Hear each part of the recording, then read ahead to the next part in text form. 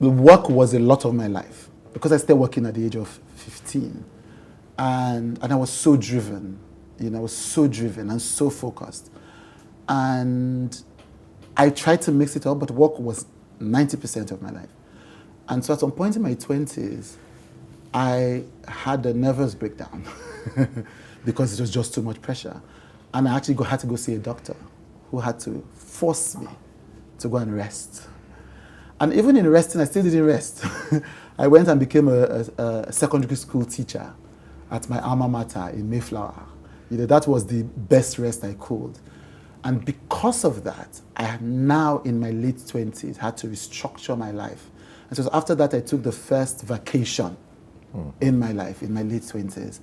And then I began to take regular vacations, and I began to rest more. The way I was going, if I had been allowed to keep going that way, I wouldn't have had any memories of being a young man to enjoy. What I learned was to balance it with play. So I don't joke with my rests. I don't joke with my friends. I don't joke with my family. I spend the holidays with my mom. I don't joke with myself and my friends are going on a trip for my birthday. I don't joke with my faith, So now what my late 20s did was teach me how to integrate the important things in my life. Where is money in all of this? I wasn't expecting that. So two things have happened at the same time. I remember in 2000, I joined the Association of Nigerian Authors. And I sat in, and this is a very formative memory, and I sat in a meeting with them. And I was worried about poverty. Because authors are not well respected in Nigeria. And I could see that this could be my life, And I knew that I couldn't afford to be poor in a country like Nigeria. There's no social safety net, there was none of those things. And it was in the Anna meetings in Bode Thomas that I made a decision that I had to have a good life to be able to do the things I wanted to do. So two things have happened at the same time.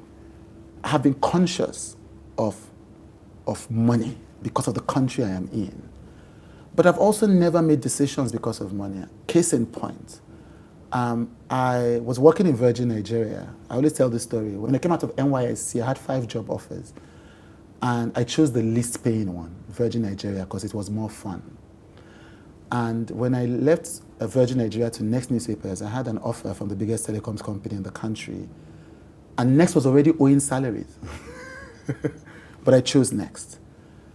So I've always been conscious of money, but I've never chosen the biggest amount of money.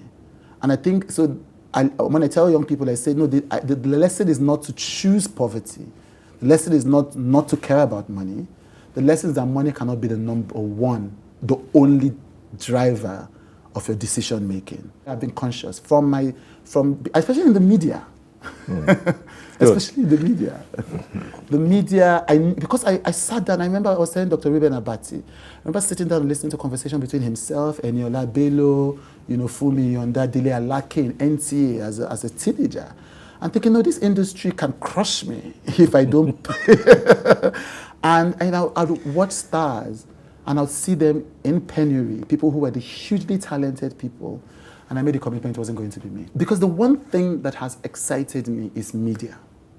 And so it became media and politics. How do you do this? And that became exciting. But it was never about the politician. And it was easy for me. So when I worked for Dr. Goodluck Jonathan, his campaign, yes, I was working directly with Oronto Douglas of blessed memory. And that was when I got my first invitation to join government. And I said no, because that wasn't the joy of it. The joy of it was working on the media.